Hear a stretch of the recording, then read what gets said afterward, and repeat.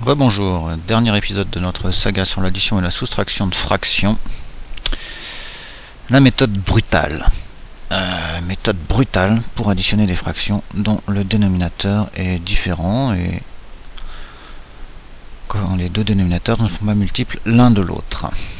Alors on a vu dans l'épisode précédent qu'on pouvait faire ça très subtilement en regardant les multiples de 16, en regardant les multiples de 12, en regardant quand est-ce qu'on trouvait le même. Oh là là, c'est compliqué, c'est très joli, mais c'est un peu compliqué. Comment faire pour faire plus simplement la même chose? Eh bien, on veut un multiple commun à 16 et à 12. Eh bien, il y a un candidat qui supplante tout là-dedans parmi les multiples communs à 16 et à 12. Eh bien, c'est 16 fois 12. Eh bien oui, c'est un multiple de 16 puisque c'est 16 fois quelque chose. C'est un multiple de 12 puisque c'est 12 fois quelque chose. Donc si je fais cette multiplication, je suis sûr de trouver un multiple commun à 16 et à 12. Alors certes, ça ne sera pas le plus petit du monde, mais ça en sera un.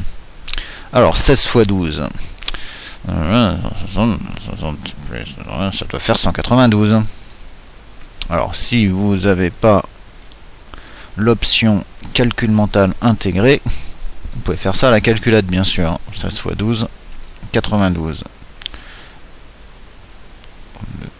Voilà, c'est bien ça. Bon, et ben ça sera notre dénominateur commun 192. Donc on va écrire nos deux fractions 5 sur 16 et 7 sur 12 avec ce dénominateur. Donc 5 sur 16. On veut l'écrire avec 192 comme dénominateur et 7 sur 12, idem. Hop, hop. Donc on veut 192 en bas au dénominateur. Alors par combien va-t-il falloir multiplier 16 pour trouver 192? Eh ben c'est écrit là-dessus. Par 12, bien sûr. Hop, hop. Allons-y, 16 fois 12, 192. Et donc si je veux obtenir une fraction égale, ben, il faut que je fasse la même chose en haut qu'en bas. 5 fois 12, 60. Hop. Par combien maintenant il faut que je multiplie 12 pour trouver 192? Je suis sûr que vous avez la réponse. Eh bien oui, elle est écrite là aussi. 16 fois 12, 192. Donc c'est par 16 qu'il faut multiplier 12 pour trouver 192. Si on veut une fraction égale, naturellement, je vous ôte les mots de la bouche. Il faut faire la même chose au numérateur. 7 fois 16. Cette fois-ci 42. 7 fois 7 et 4, 11. Ça doit faire 112. Bien. Ben voilà, première étape remplie. Il n'y a plus qu'à remplacer 5 sur 16 par la fraction ici qui lui est égale et qui a 192 comme dénominateur, à savoir 60 sur 192. Hein, c'est la même. 60 sur 192 et 5 sur 16, c'est pareil. C'est égal. Et puis, on remplace 7 sur 12 par une fraction qui a le même dénominateur que la précédente, mais qui est égale à 7 sur 12 quand même, à savoir 112 sur 192. Hop, hop, hop, hop. Ça y est, bingo, on a deux fractions qui ont le même dénominateur. On sait faire la soustraction sans aucune difficulté. Il suffit de soustraire les numérateurs en conservant le même dénominateur. On l'a déjà dit 3 fois au moins dans les 3 précédents épisodes. Hop, hop. 60 moins 112. Ouh là là, ça se complique. 60 moins 112, ça doit faire moins 52.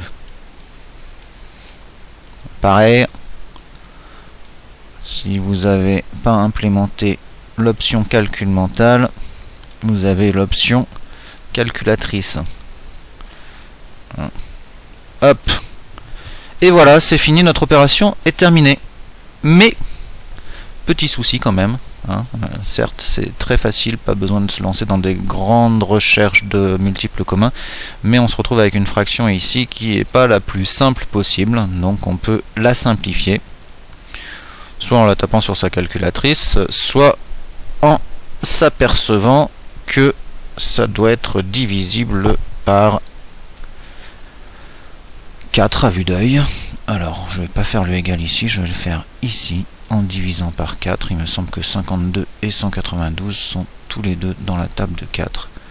Donc, je divise par 4 au numérateur et pareil au dénominateur.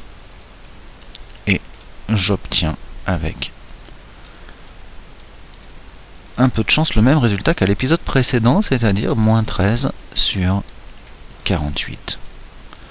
Voilà. C'est une option qui marche à tous les coups.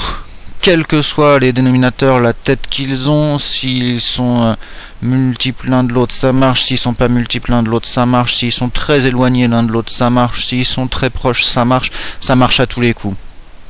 Seul petit bémol, c'est qu'il faut simplifier la fraction à la fin. Soit on arrive à la simplifier tranquillement, soit on peut aussi faire la simplification finale à l'aide de la calculatrice. Voilà. Je crois que c'est terminé pour cette grande saga sur l'addition et la soustraction des fractions. Peut-être nous retrouverons-nous pour voir la multiplication.